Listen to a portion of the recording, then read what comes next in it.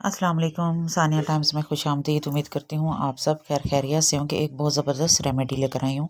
एक ऐसी रेमेडी के कि आप इसे खा भी सकते हैं और आप इसे लगा भी सकते हैं।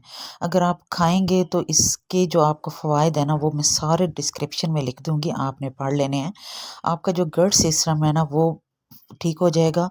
और अगर आप लगाएंगे तो आपकी जो एक्सट्रीम ड्राई स्किन हो चुकी है, सर्दियों में चाहे जितने लोशन लगाएं, जितनी क्रीम्स लगाएं, लेकिन जो स्किन है प्रॉपर पानी ना मिलने की वजह से एक्सट्रीम ड्राई हो जाती है। और अगर सर्दियों में ना भी हो तो गर्मियों में भी कुछ लोगों को इस चीज़ का इशू रहता है, स्किन बहुत ड्राई होती है। उसके लिए ये बहुत ज़बरदस्त सी रेमेडी है। आप लोगों ने ले लेना है 1 चम्मच अलसी का बीज और 1 चम्मच चिया सीड। दोनों को मिक्स करके दूध में भिगो के आप लोगों ने ओवरनाइट इसे छोड़ देना है। अगर आपका गट सिस्टम ख़राब हो चुका है तो आपने सुबह निहार मुँह ये इतना ही जितना मैंने बनाया, 1-1 चम्मच, हाफ़ प्याली ये बना है और प्याली का साइज़ भी बहुत छोटा है।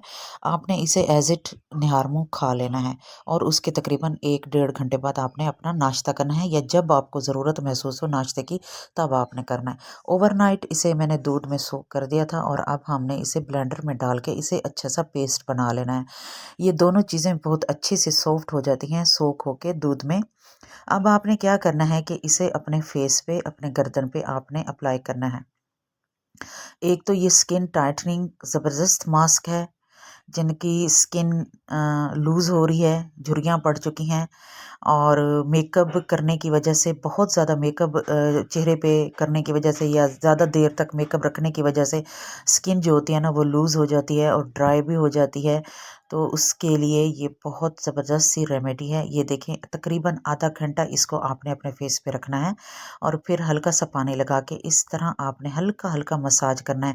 मसाज जब आप कर रहे होंगे ना, तो तब भी आपको पता चल जाएगा कि आपकी स्किन किस कंडीशन में आ चुकी है। यकीन करें, मेरे इस हाथ में और उस हाथ में ज़मीन आसमान का फ़र्क हो गया है टच करने से। मैंने ये देखें, इतनी सॉफ्ट, मुलायम और स्मूथ। इसके बाद लोशन लगाने की ज़रूरत ही नहीं है। और जो बाकी बच गया है उसे मैंने खा लिया है और खाने में इतना मज़ेदार है और जितना ही लगाने में। वीडियो अच्छी लगी है तो लाइक कर दें, चैनल को सब्सक्राइब कर दें।